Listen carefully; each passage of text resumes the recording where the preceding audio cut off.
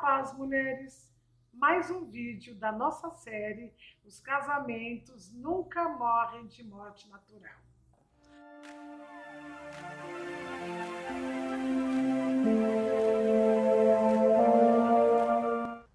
Hoje nós iremos falar sobre o desrespeito. Nós já sabemos que homens e mulheres se comunicam de forma diferente. As mulheres, elas têm mais necessidade de falar sobre as suas emoções, sobre os seus sentimentos. Elas têm necessidade de colocar para fora aquilo que as está incomodando. Já os homens não. Eles preferem manter a paz e assim eles evitam assuntos espinhosos. Mas é a característica de cada um. Uma pessoa respeitosa, ela quer saber a opinião do outro sobre determinados assuntos. Ela tem interesse em conhecer o sentimento do outro.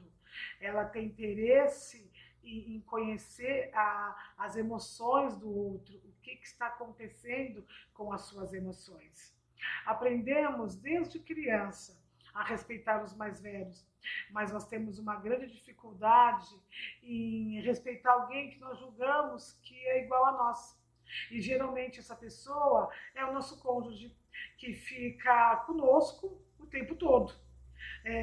Muitas vezes nós respeitamos todos de fora, todos que são mais distantes de nós, mas o nosso cônjuge, nós achamos que nós não devemos respeitá-lo, porque já é tão íntimo, não é? Então a gente pensa assim, que ele não precisa ser respeitado, que nós não precisamos tratar ele com zelo, né?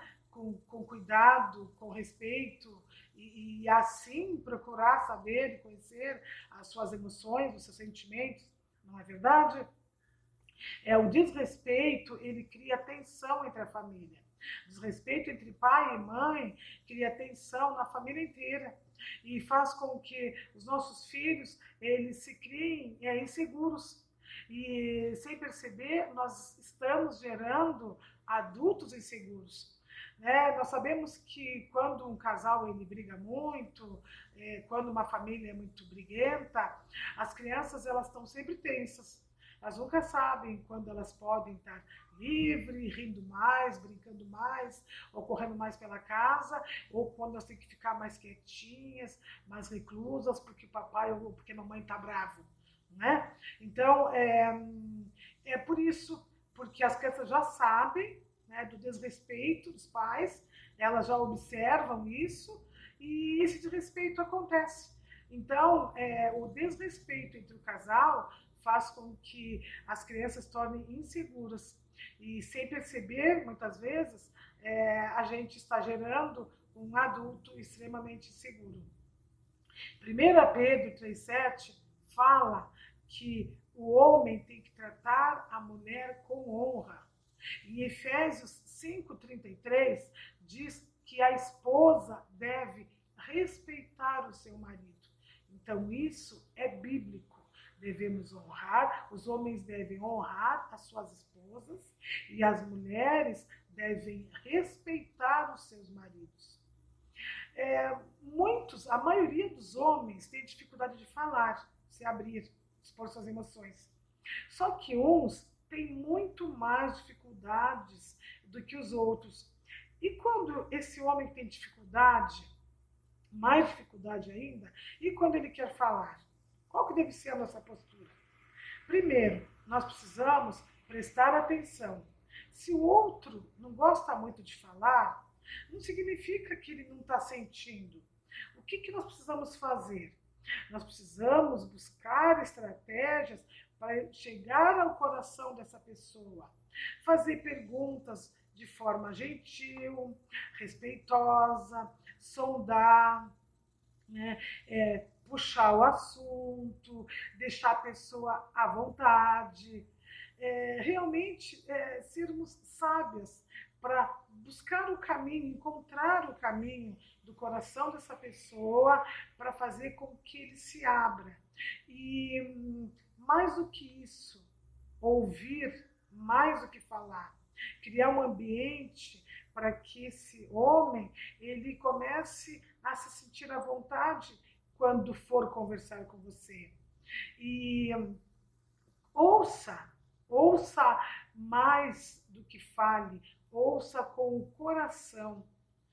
Procure entender o que ele está querendo dizer.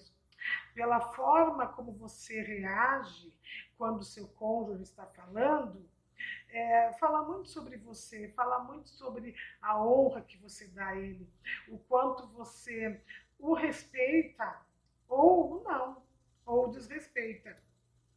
Muitas vezes a empatia ela é muito mais importante do que a resolução imediata do problema. Primeiro você vai ouvir, você vai entender os seus motivos, os seus sentimentos, vai fazer perguntas pertinentes, sutis, tranquilas, para obter as respostas que você espera, até para entender a situação. E aí, talvez no próximo momento, voltar àquele assunto e sugerir uma solução.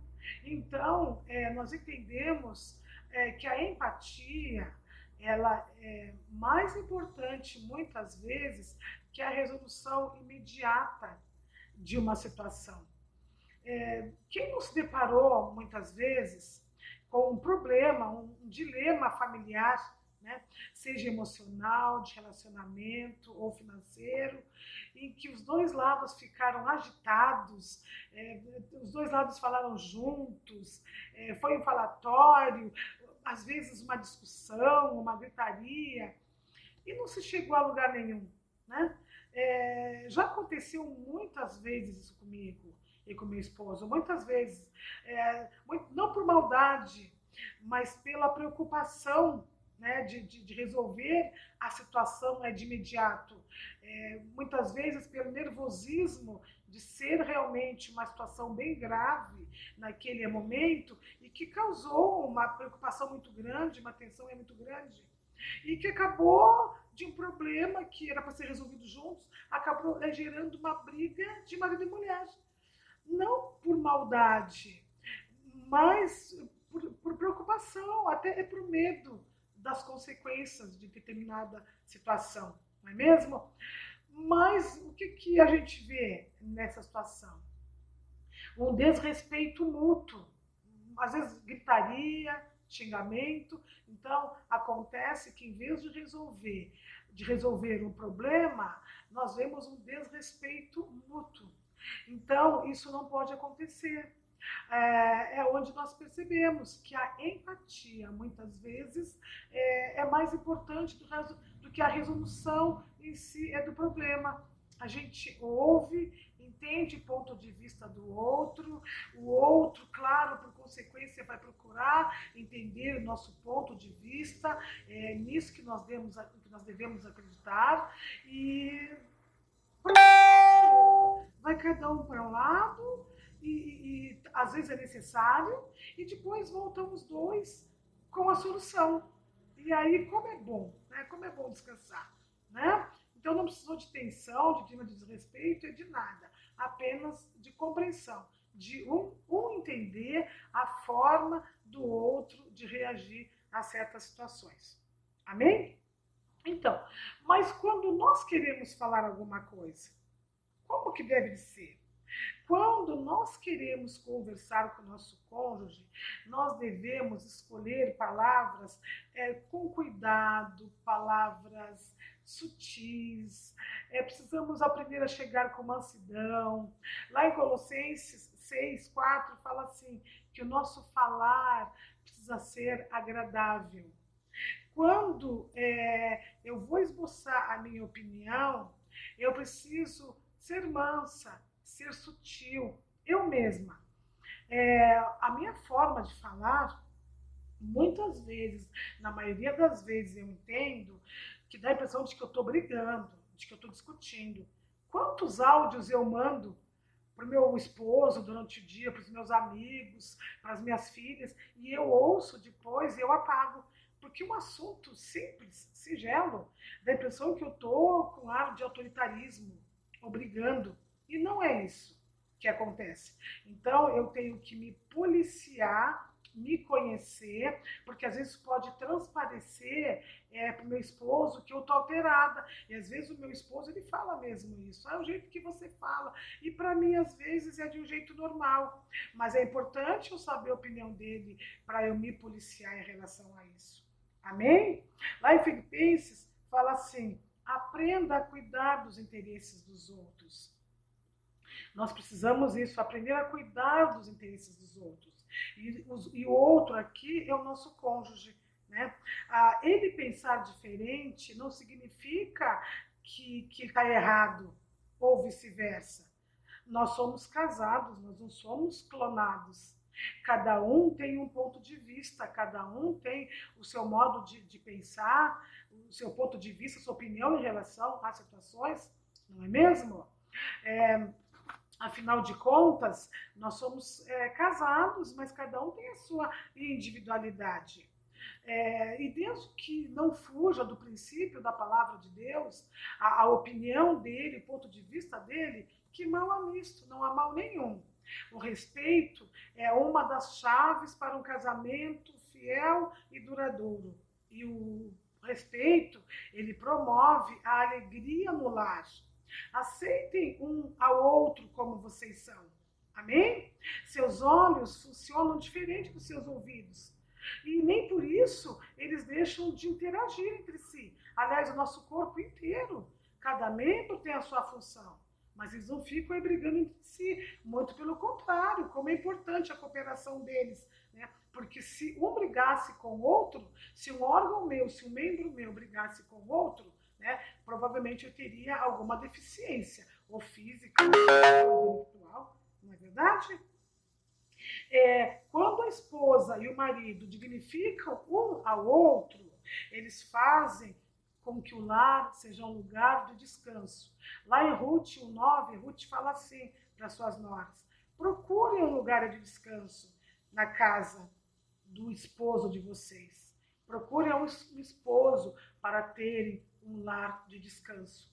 Então, quando há respeito dentro de casa, nós fazemos da nossa casa um lar de descanso. Descanso para nós, para o casal, para os nossos filhos e até quem vem de fora e adentra a nossa casa, percebe o clima de paz, o clima harmonioso e o clima de respeito que há entre a família. Nós sabemos que é assim que acontece.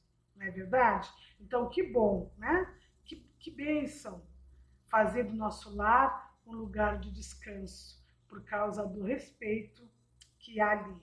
Não é verdade? Então, hoje, essa palavra que eu queria levar é para vocês.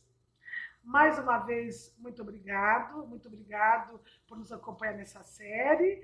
Mais uma vez, eu rogo para que essa palavra encontre um lugar bem gostoso, aconchegante no coração de vocês e dê frutos. Amém? Deus as abençoe. Até a próxima.